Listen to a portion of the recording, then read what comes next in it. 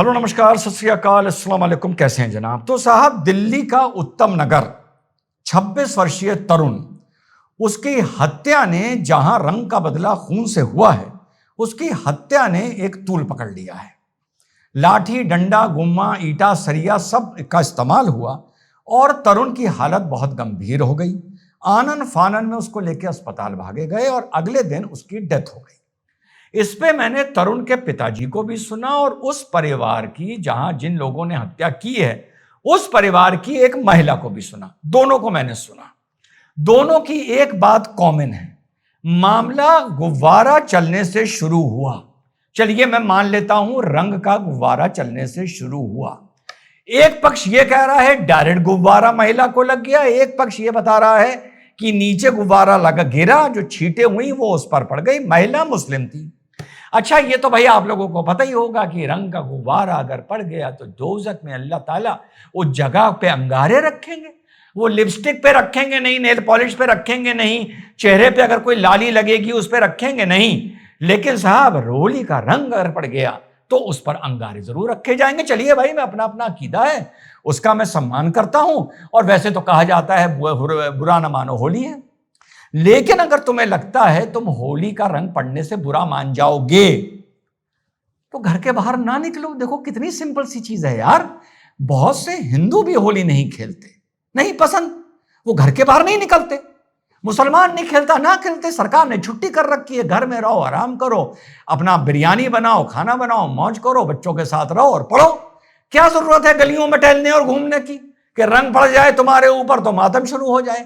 अब जितने भी मैंने इस महिला के नीचे कमेंट्स देखे, उसमें सभी लोग ये बोल रहे थे, हमारे भाई लोग माशाल्लाह, कि भैया ये थोड़ी है आप किसी पे बिना मर्जी के रंग मार दोगे।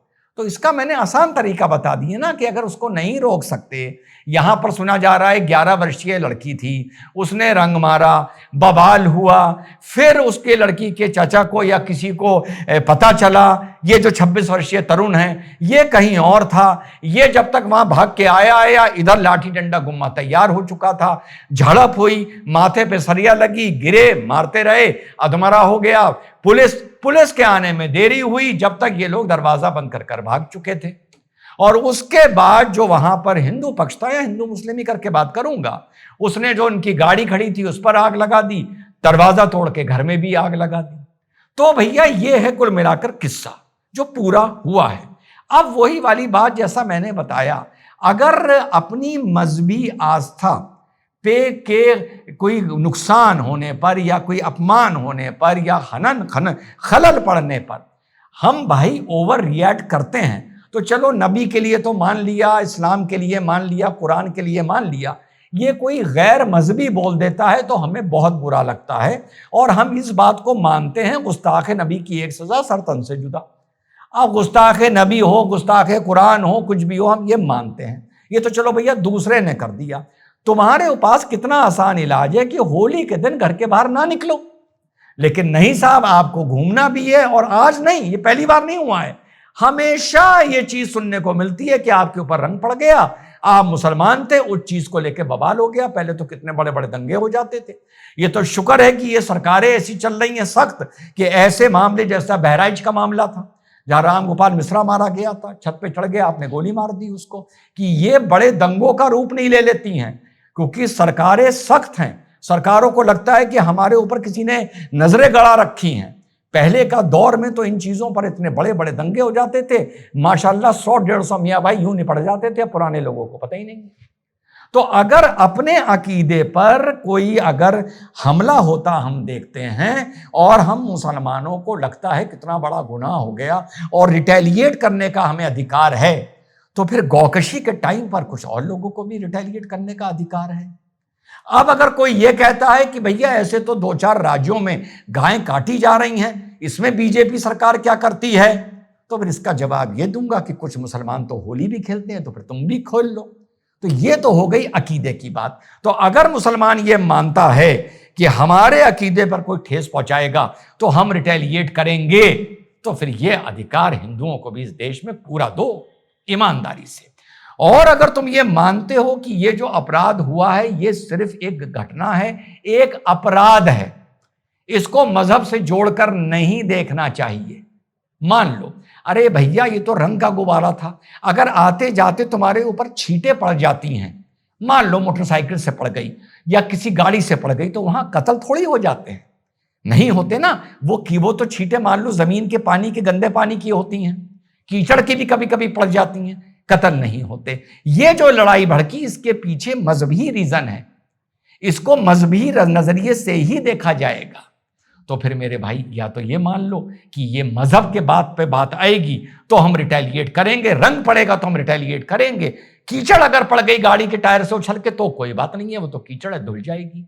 पर यहां तो जलाए जाओगे दोजख में, जैसा माना जाता है। तो फिर आप ये तय कर लो कि हमें रिटेलिएट करना है। और अगर हम ये मानते हैं कि भैया जैसा मैंने पहले बताया ये तो एक अपराध है, और अपराध की मामले में ये हिंदू मुसलमान कहां से आ गया, तो फिर इसी क्षेत्र में गाजियाबाद दिल्ली में जब सीट के लिए कोई मुसलमान मारा गया था, सीट की लड़ाई को लेकर, वहां पर हम मुसलमानों ने और चार मीनारा वालों ने मजहब कहां देख लिया था। फिर यह भी अपराध देखो कि कोई चोरी कर कर गाय बैल लेकर भाग रहा था, कोई उसमें मुसलमान था, गांव के लोग आ गए, उसको पकड़ के मारा, उसकी डेथ हो गई। इसमें फिर लिस्ट बनाए, 38 आदमियों की लिस्ट चल रही है पिछले 5 साल से, 38 लिंचिंग की। ये लिस्ट काहे बनाकर घूमते हो?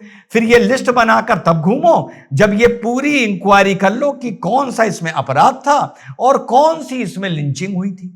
क्योंकि जब मुसलमान मरता है इस तरीके से तो वो लिंचिंग कहलाती है, हिंदू मरता है तो वो आपका अपराध कहलाता है। मुसलमान मजहब के आधार पर रिटेलिएट करता है तो वो सेक्युलरिज्म कहलाता है।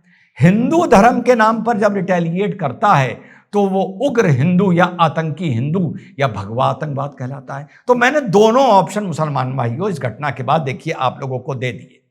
मजहबी आस्था पर ठेस पहुंचने पर, अकीदे पर अगर मुसलमान को रिटेलिएट करने का अधिकार है तो गौकशी वाले और ऐसे मामलों में हिंदू जो कर रहा है इसका मतलब ठीक कर रहा है।